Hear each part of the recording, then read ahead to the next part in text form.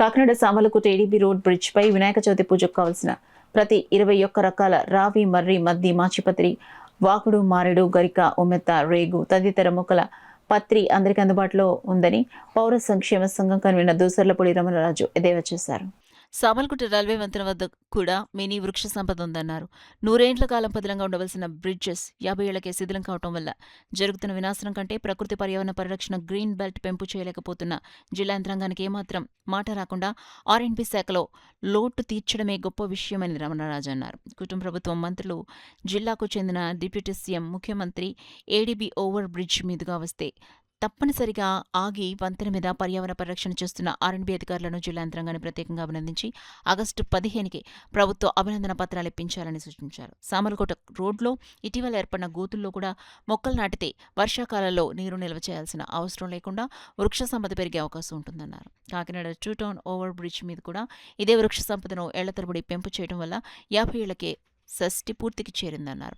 చవితి పూజలకు తోటల్లో, మార్కెట్లోకి వెళ్లి పత్రి తెచ్చుకోవాల్సిన అవసరం లేకుండా సింగిల్ విండో కింద బ్రిడ్జిల మీద స్వచ్ఛంగా పత్రి కోసుకునే వెసులుబాటిస్తున్న ప్రభుత్వానికి పాలాభిషేకంతో ధన్యవాదాలు తెలపాలని పిలుపునిచ్చారు. అదేవిధంగా ఏ ఓవర్ బ్రిడ్జి మీద చూసినా సరే కూడా ఇవన్నీ కూడా మనకి అందుబాటులో ఉంటాయి. మరి ఈ కారణంగానే కాకినాడ 2 టౌన్ ఓవర్ బ్రిడ్జి కూడా 50 ఏళ్లకే 60 ఏళ్ల షష్ఠి పూర్తి పరిస్థితి దానికి వచ్చేసింది. అయితే ఇక్కడ మనం ఈ యొక్క నేషనల్ హైవే అధికారులు కానీ లేకపోతే ఆర్ఎండ్బీ అధికారులు కానీ మనం అభినందించాలి. కారణం ఏంటంటే పర్యావరణ పరిరక్షణ వాళ్ళు చేస్తూ ఉన్నారు. ఎందుకంటే గ్రీన్ బెల్ట్ని పెంపొందించలేకపోతూ ఉన్నారు. మరి జిల్లా యంత్రాంగానికి మాట రాకుండా ఆర్ఎండ్బీ శాఖ వాళ్ళు చక్కగా ఈ బ్రిడ్జీల మీద ఎటువంటి మొక్కలు నాటాల్సిన అవసరం లేకుండా ఏపుగా పెరిగేటువంటి అవకాశాలని వాళ్ళు స్వచ్ఛత ఇస్తూ ఉన్నారు.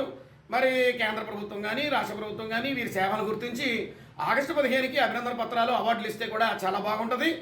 అదేవిధంగా మరి ఆ బ్రిడ్జీల మీద ఎక్కడెక్కడైతే ఈ 20 రకాల పత్రులు అందుబాటులో ఉన్నాయో ఆ ఓవర్ బ్రిడ్జీలు ఉన్నటువంటి ఏరియాలకు సంబంధించినటువంటి ఎమ్మెల్యేలు కానీ, ఎంపీలు కానీ, అదేవిధంగా రాష్ట్ర మంత్రులు కానీ, డిప్యూటీ ముఖ్యమంత్రి గారు కానీ, అదేవిధంగా ముఖ్యమంత్రి గారు కానీ పరిగణించినప్పుడు ఒకసారి విజిట్ చేసి ఆ యొక్క అధికారులందరినీ కూడా అభినందించి వాళ్ళకి అవార్డ్స్ అందించేటువంటి ప్రోగ్రాం చేస్తే బాగుంటుందని చెప్పేసి పౌర సంక్షేమ సంఘం తెలియజేసుకుంటా ఉంది.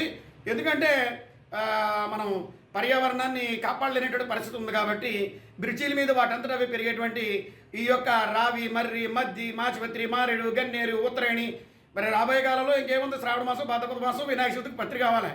ఈ పత్రి కోసం అందరూ కూడా ఎక్కడెక్కడికో తిరగాల్సిన అవసరం లేకుండా చాలా చక్కటి సౌకర్యాన్ని వాళ్ళు అందిస్తూ ఉన్నారు.